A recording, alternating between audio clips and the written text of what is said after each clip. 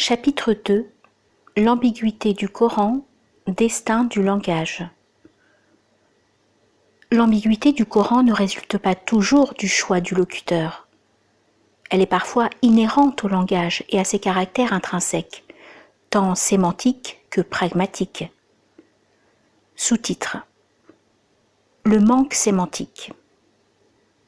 La construction de tout énoncé, affirmatif ou performatif, revient à tisser entre un objet et des prédicats des relations syntaxiques et sémantiques plus ou moins complexes.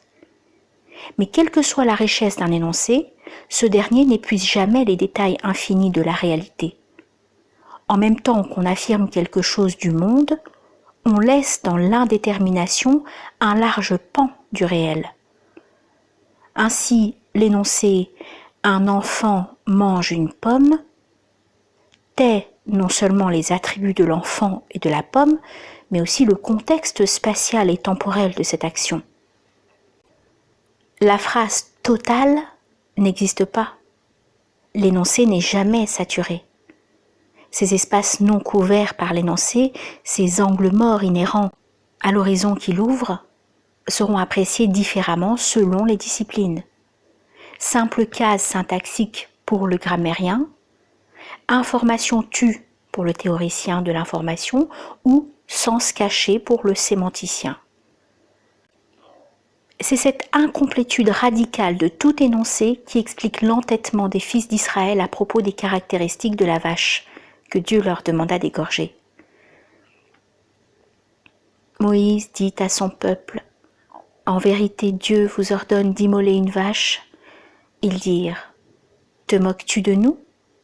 Il dit: « Que Dieu me préserve d'être au nombre des ignorants. » Ils dirent: « Demande pour nous à ton Seigneur de nous indiquer clairement ce qu'elle doit être. » Il dit: « Dieu dit, oui, ce sera une vache, ni vieille, ni jeune, mais d'âge moyen. Faites ce qui vous est ordonné. » Ils dirent: « Demande pour nous à ton Seigneur de nous indiquer clairement quelle doit être sa couleur. » Il dit: « Dieu dit, oui, ce sera une vache rousse, d'une couleur franche et agréable à voir. » Ils dirent: « Demande pour nous à ton Seigneur de nous indiquer clairement ce qu'elle doit être. Toutes les vaches sont semblables à nos yeux, mais si Dieu le veut, nous serons bien dirigés. » Il dit: « Dieu dit, oui, ce sera une vache qui n'aura pas été avilée par le labour de la terre ou par l'arrosage des champs, une vache sans marque ni défaut. » Sourate 2, versets 67 à 71. L'être est multiple. À partir de cette remarque d'Aristote, Umberto Eco édifie une sémantique non plus lexicale, mais encyclopédique, dans laquelle le chat n'est plus simplement un animal domestique, mais c'est aussi bien l'animal défini par les classifications zoologiques comme Felis catus, l'animal adoré par les Égyptiens, celui qui figure dans l'Olympia de Manet, celui que l'on mangeait comme un morceau de roi dans le Paris assiégé par les Prussiens, celui chanté par Baudelaire, celui que Collodi associe au renard pour la ruse et la méchanceté, celui qui, dans un certain conte, est au service du marquis de Carabas, l'animal paresseux qui s'attache au lieu mais ne va pas mourir d'inanition sur la tombe de son maître, l'animal de prédilection des sorcières, etc., etc. L'énoncé linguistique étant inéluctablement fini et les attributs de l'objet nécessairement infinis, le langage ne peut dire l'objet dans sa totalité. Tout au plus l'énoncé réussit-il à parler de l'objet selon une perspective déterminée, qui, par son existence, marque toutes les autres perspectives possibles, tue. En poussant l'analyse plus loin, on peut dire que ce manque du langage est une dette de la symbolisation. En effet, le langage est de l'ordre du symbolique. Symbolon, désignant chez les Grecs un morceau de tissu partagé entre deux personnes pour servir entre elles de signe de reconnaissance. L'objet est ainsi partagé entre deux perspectives, l'objet en soi tel qu'il est dans la réalité et l'objet tel qu'il est représenté par le langage. Jamais le langage ne suscite une présentation directe de l'objet qu'il évoque. Il reste toujours dans le domaine de la représentation. Peirce a montré que le sens ne peut être perçu qu'à travers un interprétant qui en appelle à un autre interprétant, et ainsi de suite, indéfiniment. L'interprétant est à distinguer de l'interprète. Ce n'est pas le décrypteur du signe, mais le signe qu'on utilise pour définir un autre signe. Quand on veut définir un vocable, on a nécessairement recours à d'autres vocables. Ce sont ces interprétants du signe qui font que le langage réfère plus à lui-même qu'à la réalité. Telles les deux parties du symbolon grec. Le langage et la réalité sont, dans cette vie du moins, à jamais séparés. Une fois dit, l'objet n'est plus. Nommer l'objet revient à le tuer. Ainsi, le clivage entre le langage et la réalité est-il la condition nécessaire à l'existence de toute forme de symbolisation? Ces remarques sont d'une importance capitale pour saisir au plus près l'ambiguïté du discours coranique. En effet, pour être parole de Dieu, le Coran n'en est pas moins parole. C'est une révélation en langue arabe claire, sourate 26, verset 195. Il est donc soumis aux mêmes limites que tout objet linguistique. On peut dès lors comprendre que parole humaine et parole coranique ne diffèrent pas du fait de leur nature, mais de la façon dont chacune est perçue. Le langage coranique, comme tout langage, ne peut que manifester son décalage par rapport au réel et son incomplétude face à lui. Et s'il existe un langage divin totalement adéquat à la réalité, alors il est inaudible à l'intellect humain et n'est donc pas ce qui se donne à lire dans le texte coranique que nous possédons. On peut relever de nombreux exemples de cette ambiguïté sémantique irréductible au langage coranique. Le verset 23 de la sourate 4 nous interdit d'épouser nos mères et nos nourrices sans qu'il soit précisé au bout de quelques durées et fréquences d'allaitement, une femme est considérée comme nourrice. Les exégètes divergent sur la résolution de cette question. De même, le verset 282 de la sourate 2 prescrit-il de faire appel à 2 témoins d'entre vos hommes, et à défaut, un homme et 2 femmes d'entre eux que vous agréez comme témoins. Mais rien ne permet de préciser les critères de cet agrément. Les exégètes ici, encore, discutent de savoir s'il s'agit des musulmans, des hommes libres ou des justes. Parfois, il manque au verset la catégorie de causalité, ce qui engendre une ambiguïté.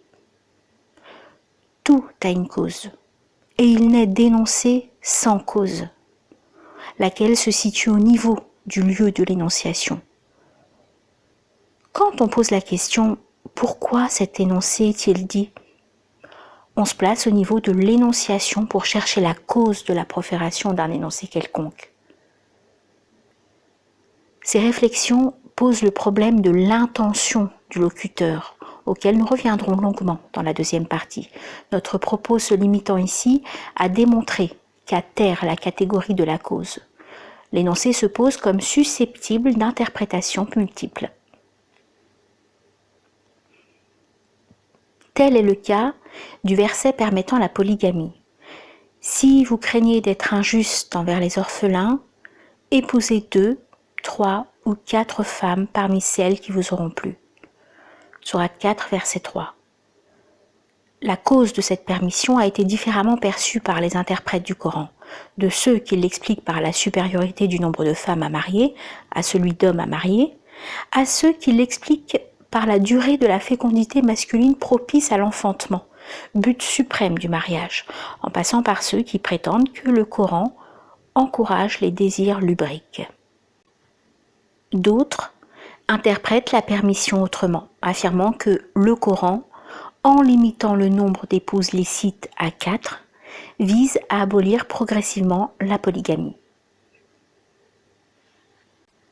Sous-titre : Le manque pragmatique ou l'inéluctable décontextualisation.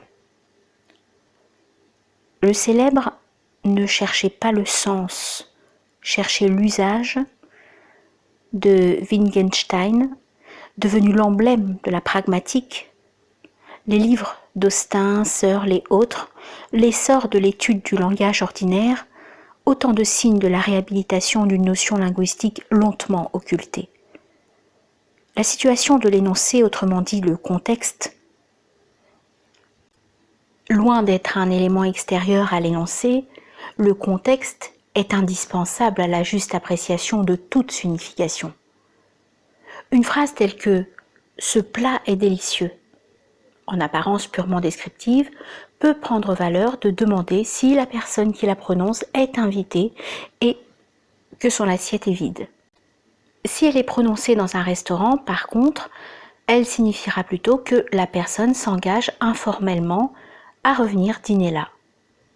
Prononcée par le serveur au moment de la commande, pourtant, on la comprendra clairement comme une incitation à choisir ce plat plutôt qu'un autre. Cette pertinence du contexte est si fondamentale pour la compréhension du Coran que sans elle, les musulmans ignoreraient de quelle manière il leur est prescrit de prier, car le texte sacré ne décrit pas explicitement les modalités de la prière. Autrement dit, non seulement le sens d'un énoncé n'est pas accessible hors contexte, mais le contexte qui seul permet de saisir le sens n'est pas donné non plus. C'est le récepteur qui le compose, en partie à partir de l'énoncé. Dans le cas d'un énoncé oral où le locuteur et le récepteur sont présents ensemble, leur situation commune, la relation qu'ils entretiennent habituellement, joue un rôle majeur dans cette construction du contexte. À l'écrit, cependant, la coprésence de l'énoncé et du récepteur ne dépend pratiquement que de ce dernier. Et la subjectivité prend dès lors une part beaucoup plus importante dans la réélaboration du sens. Ce caractère, toujours parcellaire du contexte ou décontextualisation, est l'un des fondements de la pluralité du sens du Coran, et ce de deux manières que nous allons voir maintenant. L'insuffisance, voire l'absence du contexte peut se révéler à l'incipit d'une sourate par exemple. Il s'est renfrogné et s'est détourné lorsque l'aveugle est venu à lui. Sourate 80, versets 1 et 2. Aucun contexte dans ces premiers versets qui permettrait d'identifier ce « il ». Si la plupart des exégètes estiment que le prophète, paix et bénédiction de Dieu sur lui, est le sujet de cette phrase, une opinion minoritaire attribue ce renfrognement à un autre individu, membre des Banu Umayya. De même, la sourate 66, l'interdiction, commence ainsi. « Ô prophète, pourquoi t'interdire ce que Dieu te rendait licite, et cela par désir de complaire à tes épouses ?» Nulle part, il n'est indiqué ce qu'il s'est interdit. En l'absence de contexte particulier, les exégètes sont contraints d'opérer une sélection au sein du contexte général des mœurs de l'époque. El-Tabari rapporte que certains savants sont d'avis que le prophète, paix et bénédiction de Dieu sur lui, s'est abstenu d'avoir des relations conjugales avec Maria la Copte 1 mois durant, afin de complaire à son autre épouse Hafsa, tandis que d'autres soutiennent qu'il s'est interdit la consommation d'aliments qui corrompent la laine, tels que le miel, afin d'être plaisant à ces femmes. L'ambiguïté ici n'est pas sémantique. Elle n'est pas due à l'équivocité intrinsèque d'un vocable, mais à l'absence de contexte narratif. Dans les exemples précédents, l'incertitude contextuelle concernait des épisodes mineurs de la geste prophétique, épisodes qui relèveraient de la petite histoire si leur inclusion dans le Coran ne leur avait pas conféré un caractère sacré. L'obscurité qui les entoure n'est donc pas surprenante. Mais cette incertitude peut aussi s'enraciner dans des controverses beaucoup plus cruciales, lesquelles sont dues, d'une part, à l'écart temporel entre la révélation et l'époque où ces circonstances sont rassemblées par écrit, et d'autre part, à des fabrications ou des occultations à visée politique ou idéologique. C'est sur ce type de terrain fertile qu'a fleuri la controverse entre savants sunnites et savants chiites, controverse qui se reflète dans l'exégèse coranique. Un verset de la sourate « Le tonnerre » joue un rôle de pivot dans cette polémique. « Tu n'es donc qu'un avertisseur et à chaque peuple un guide. Sourate 13, verset 7.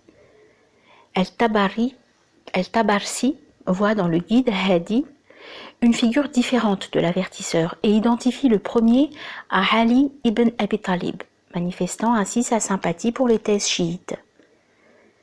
Il rapporte un épisode censément historique selon lequel le prophète Mohammed, paix et bénédiction de Dieu sur lui, aurait pris la main de Ali, l'aurait posée sur sa propre poitrine en disant « Tu es un avertisseur ». Puis il aurait mis sa main sur la poitrine de Ali en disant « Un guide est donné à chaque peuple ». Et le prophète de continuer en s'adressant à Ali « Tu es le meilleur des hommes, le guide vers le droit chemin et le prince de la générosité, j'en suis témoin ». Cette anecdote est niée avec ardeur par un autre exégète, Ibn Kuthayr, 1300-1373. Pour ce dernier, de tendance sunnite, cet épisode est contestable et seul le prophète, paix et bénédiction de Dieu sur lui, est appelé à diriger les hommes vers le droit chemin. De telles anecdotes controversées mettant en scène Ali ibn Abi Talib abondent dans les exégèses. Le même Al-Tabari rapporte qu'en se prosternant pendant la prière, Ali aurait donné sa bague à un mendiant. Cet acte de charité serait à l'origine du verset « Vos protecteurs sont Dieu et son messager, et ceux qui croient, qui font la prière, qui font l'aumône en se prosternant. » Sourate 5, verset 55. Si cet épisode n'a jamais eu lieu, comme l'affirme Dhahabi, la référence de Ali disparaît. La problématique de ces deux exemples, pour lesquels la diversité d'interprétation est due à une incertitude historique, plus qu'à une ambiguïté sémantique inhérente au texte, semble extérieure à notre propos. Elle relèverait de l'accidentel, non de l'essentiel. Elle débouche pourtant sur une perspective fondamentale pour la lecture contextuelle du Coran, au cœur des débats modernes. Au-delà de la question des preuves historiques et de la réalité de tel ou tel élément contextuel, c'est la pertinence de la perspective contextuelle même qui est en jeu. En effet, les tenants de cette lecture contextuelle affirment que, puisque certains passages coraniques ne sont compréhensibles qu'en fonction du contexte historique de leur révélation, les préceptes qu'ils véhiculent sont rendus de facto caducs quand ce contexte historique change. On a généralement eu recours à ce mode d'interprétation pour relire les prescriptions relatives aux institutions les plus archaïques à nos yeux. L'esclavage en premier lieu, le statut de la femme ensuite. La question de l'esclavage est un cas particulier par l'unanimité quasi totale que suscite son abolition à partir d'une lecture contextuelle. Aucun verset coranique n'interdit l'esclavage. Au contraire, nombreuses sont les prescriptions légales qui présupposent son existence et entérinent la différence de statut légal entre la personne libre et l'esclave, au regard du droit matrimonial notamment. Certes, le Coran préconise l'affranchissement des esclaves comme moyen d'obtenir la rémission de ses péchés, mais pour qu'il y ait des esclaves à affranchir, il faut bien que l'esclavage existe. De fait, dans tout le monde ancien et jusqu'à l'orée du XIXe siècle, l'esclavage était une institution incontournable dont l'abolition était impensable. Il fallut attendre pour cela l'émergence d'autres formes d'organisation économique qui rendirent ce type d'exploitation de la force de travail moins intéressant et permirent de voir à quel point il est contraire à la dignité humaine. Pour autant, lorsque la réalité de l'abolition de l'esclavage dans le califat ottoman en 1876 fit son chemin dans les esprits, les textes coraniques en question dérangèrent. Du point de vue légal d'abord, comment justifier que le califat interdise une pratique que le Coran permet implicitement? Et du point de vue éthique ensuite, comment le Coran peut-il sembler permettre une institution aussi contraire à l'humanité, alors même que la notion d'égalité de tous les hommes est au fondement de l'esprit coranique? Ainsi, Ibn Ashur, estimant que l'un des buts essentiels de l'islam est l'universalisation de la liberté, en déduit-il que le statut d'esclave n'est que temporaire pour le Coran, qui vise l'abolition à terme de l'institution de l'esclavage. Malheureusement, cette lecture contextuelle n'a pas été étendue par les savants musulmans de l'esclavage aux autres champs du droit personnel. Le statut des femmes en particulier reste pour la plupart des exégètes soustrait au relativisme historique. Le caractère licite de la polygamie et de la répudiation, l'inégalité sexuelle face à l'héritage seraient des préceptes immuables, des dispositions légales valables en tout temps et tout lieu. Salih li kull zaman wa makan. Des voix musulmanes s'élèvent néanmoins régulièrement pour récuser ce double standard appliqué à l'interprétation du droit coranique. Considérant que le droit matrimonial musulman tel qu'il se dit aujourd'hui est incompatible tant avec l'éthique moderne qu'avec l'esprit du Coran, ces interprètes voient dans la limitation de la polygamie à 4 épouses une stratégie divine assurant une transition entre la polygamie pré-islamique, où le nombre de femmes était limité, et une monogamie conforme à l'esprit coranique mais impossible à instaurer subitement à l'époque du prophète, paix et bénédiction de Dieu sur lui. De même, le fait qu'une femme reçoive la moitié de l'héritage d'un homme, était-il un progrès par rapport au statut antérieur dans lequel elle n'avait droit à rien ? Au contraire, elle faisait partie des biens hérités. Déjà, El-Razi suggérait que l'intention finale du Coran était d'instaurer l'égalité totale sur ce plan. D'ailleurs, le verset qui donnait droit d'héritage à la femme a été vivement contesté par les musulmans de l'époque. El-Tabari rapporte qu'avant l'islam, seul l'homme adulte avait droit à l'héritage, à l'exclusion totale des enfants et des femmes. Lorsque le verset de l'héritage fut révélé, les musulmans se sont indignés et ont trouvé son application difficile, voire aberrante. Ils ont dit « Pourquoi l'enfant et la femme qui n'œuvrent pas dans les affaires d'argent et de biens hériteraient-ils au même titre que les hommes qui y œuvrent ?» Ils ont souhaité qu'une révélation confirme leur opinion et ont attendu. Ayant désespéré de recevoir un verset abrogeant qui les aurait sauvés, ils ont dit « C'est donc un devoir obligatoire ». Il est bien évident que les enjeux idéologiques fonctionnent à plein dans cette différence de traitement entre la question de l'esclavage et celle du statut de la femme. Dans les pays musulmans, approuver l'esclavage est aujourd'hui tabou. À l'inverse, affirmer l'inégalité des sexes, c'est en général exprimer l'opinion commune. Pour autant, cela ne diminue en rien le fait que la pluralité des lectures coraniques sur ces thèmes s'enracine dans la nature linguistique et sémiotique du Coran lui-même, et particulièrement de la relation qu'il entretient avec l'expérience historique, du fait qu'il est parole divine. Dans d'autres domaines moins chargés politiquement, sinon socialement, on peut encore constater ce rapport ambigu des injonctions coraniques au contexte historique. Il existe d'ailleurs une discipline dite Asbab al-Nuzul, conditions de la révélation, qui vise justement à expliciter les circonstances ayant mené à la descente de chaque verset. L'important n'est pas ici de déterminer à quel degré cette littérature relève de la véracité historique ou au contraire de la reconstruction apologétique a posteriori. De toute manière, ces récits sont constitutifs de l'imaginaire musulman. Ainsi, des faits qui auraient amené à ce que le vin soit interdit.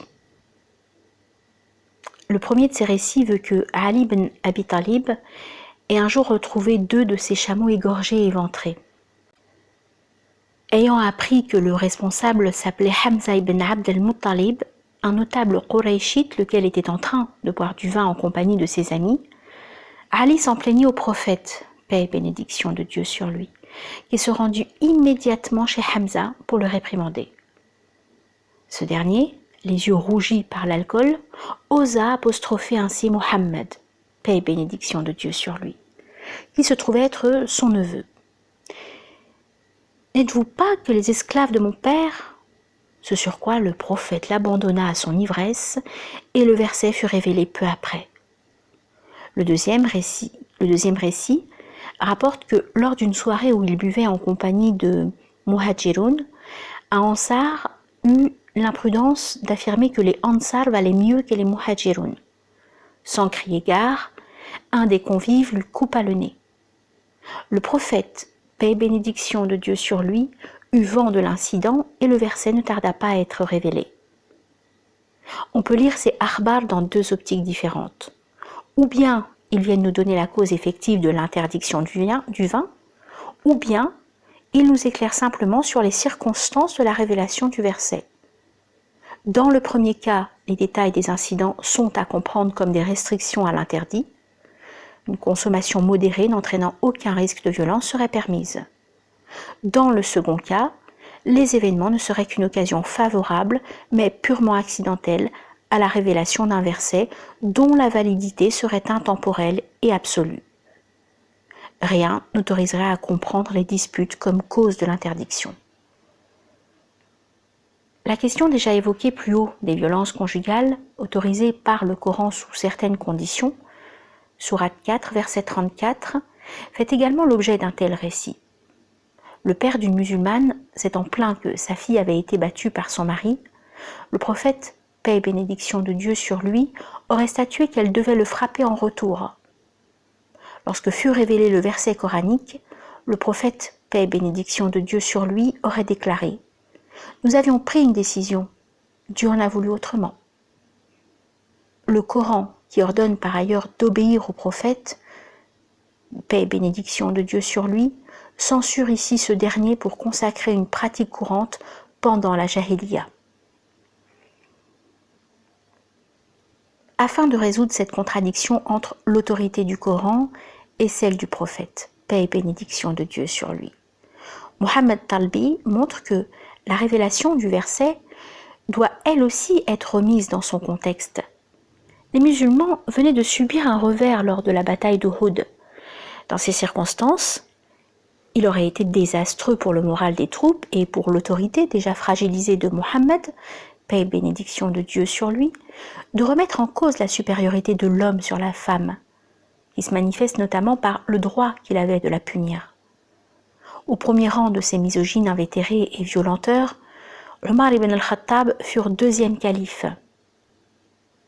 Pour Talbi, le hukm du verset 4, du verset de la sourate 4, verset 34, ne serait donc pas immuable, mais au contraire, fortement lié aux circonstances de sa révélation.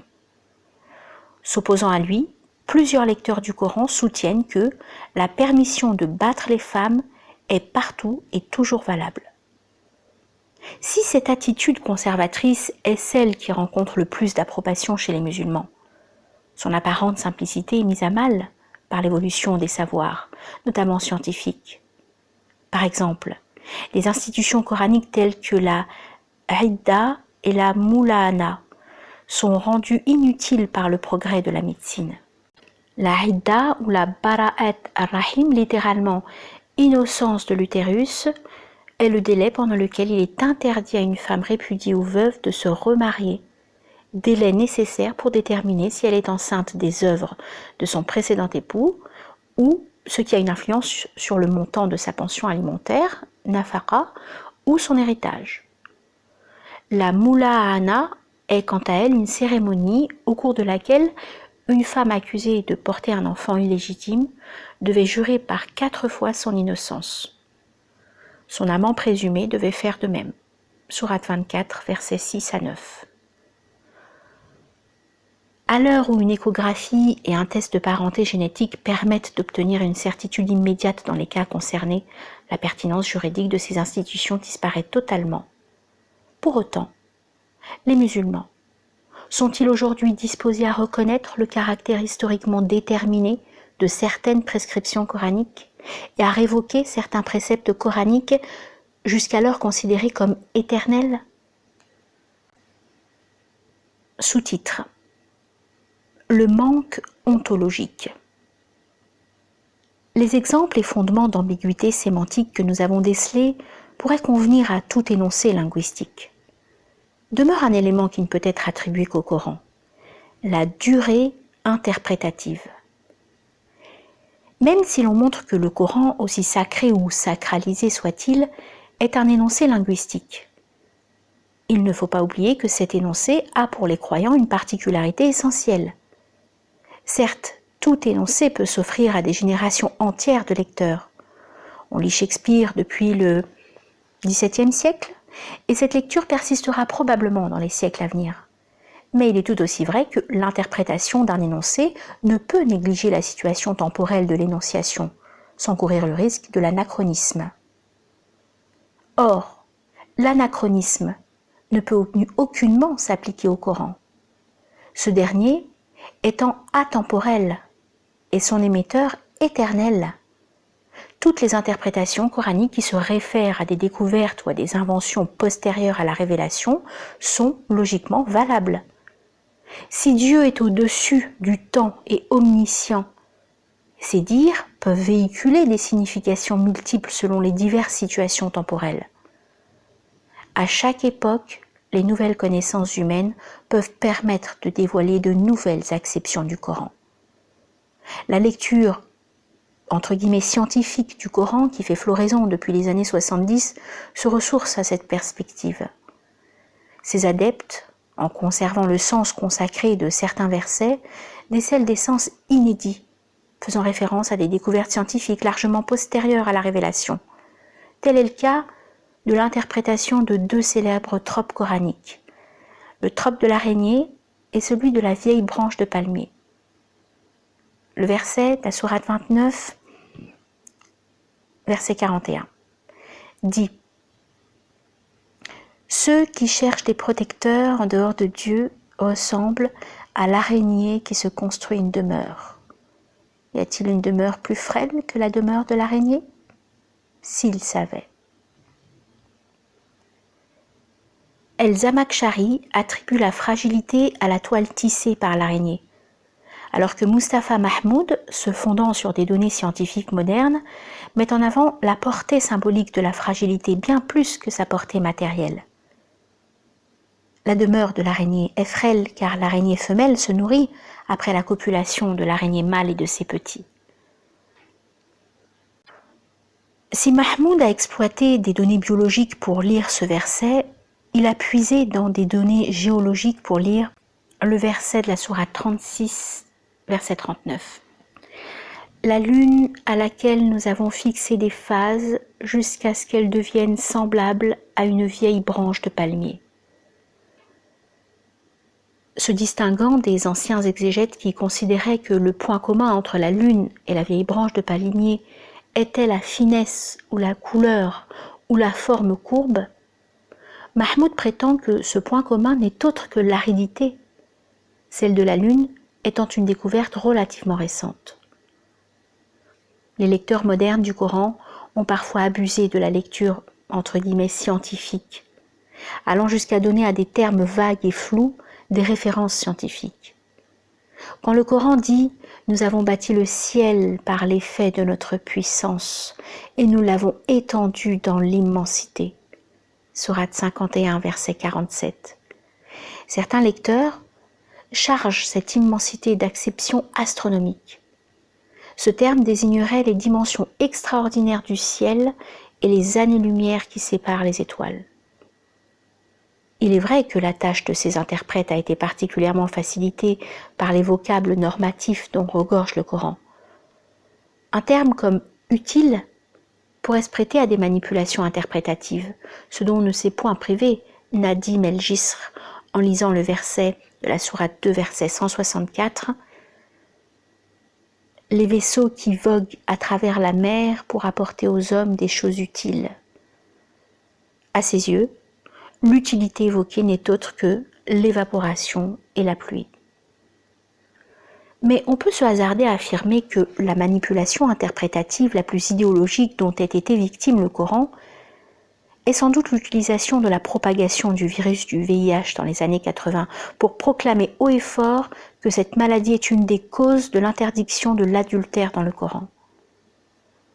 Cependant, force est de constater que toutes ces interprétations entre guillemets scientifiques, frisant parfois le ridicule, n'aurait pas eu lieu d'être sans la possibilité interprétative diachronique du Coran, qui fait que ce dernier demeure encore susceptible d'autres acceptions latentes.